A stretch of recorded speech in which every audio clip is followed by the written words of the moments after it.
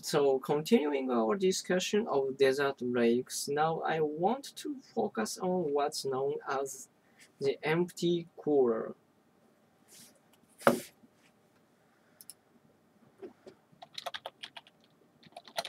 Cooler.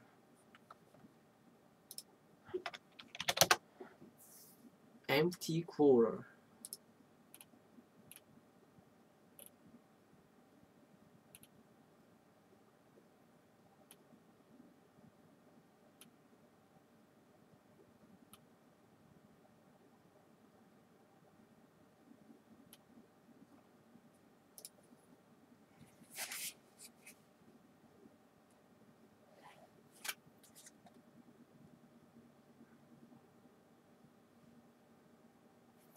The empty cooler is a huge area of sand that covers about a quarter of the Arabian Peninsula. Today, it's pretty desolate, barren, and extremely hot, but there have been times in the past when monsoon rains soaked the empty cooler and turned it from a desert into grassland that was dotted with lakes and home to various animals. There are actually two periods of rain and lake formation. The first one began about 37,000 years ago, and the second one dates from about 10,000 years ago. Excuse me, Professor, but I'm confused. Why would lake form in the desert? It's just a sound after all. Good question. We know from modern day desert lakes, like Lake Eure, South, South Australia, that under the right condition, lakes do form in the desert. But the empty cooler lakes disappeared thousands of years ago.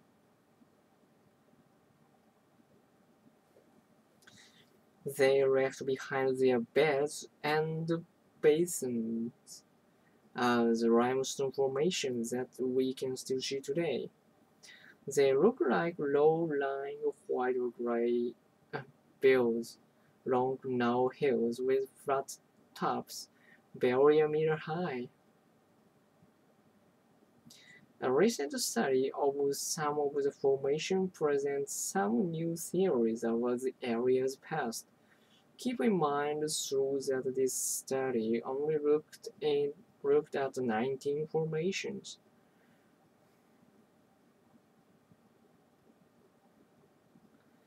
19 formations and about 1,000 have been documented.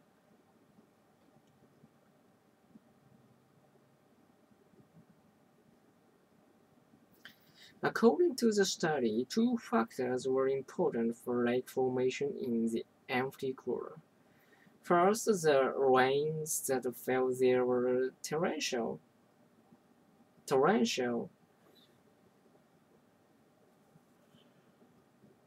So it would have been impossible for all the water to soak into the ground.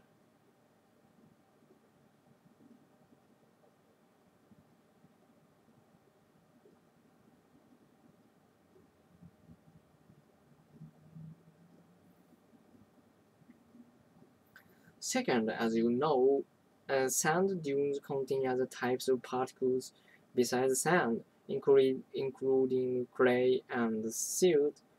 Now, when the rain fell, water ran down the side of the dunes, carrying clay and silt particles with it. And wherever these particles settled, they formed a pan, a layer that water couldn't penetrate.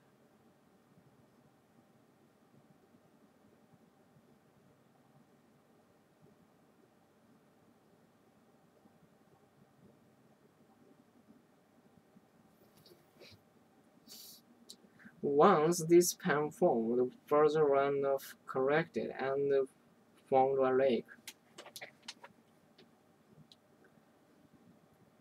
Now, the older lakes about half the formation, the one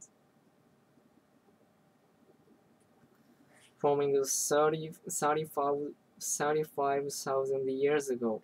The limestone formation, which thereafter kilometers long, but only a few meters wide, and they are scattered along the desert floor in valleys between the dunes. So the theory is the lake formed there along the desert floor in these long narrow valleys. And we know because of what we know about similar ancient desert lakes, we know that the lake didn't last very long, from a few months to a few years on average. As for the more recent lakes, the ones from 10,000 years ago, well, they seem to have been similar and so may have dried up more quickly. Another difference, very important today for distinguishing between older lake beds and newer ones, is the location of the limestone formation. The more recent beds are high up in the dunes. Why these differences? Well, these are some ideas about that, and they have to do with the shapes of the sand dunes when the lakes were formed. 37 years ago, the dunes were probably nicely rounded at the top.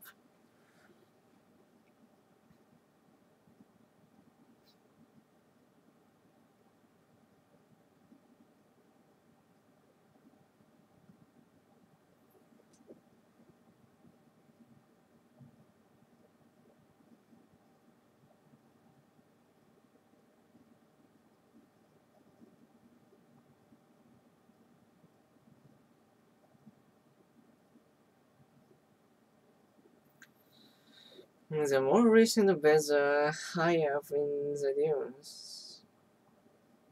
Why the differences? Well, there are some ideas about that, and they have to do with the shape of the sand dunes.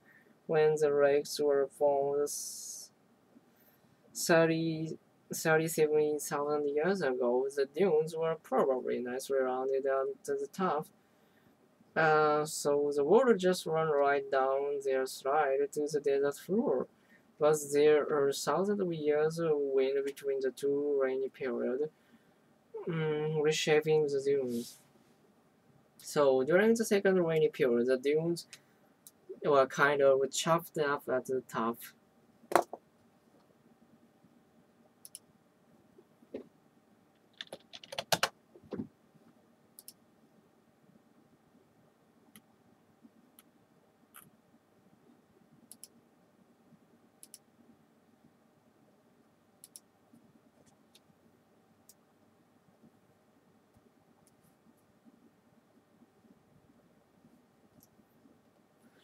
Through a hollow and ridge, and these hollows would capture the rain right there on the top.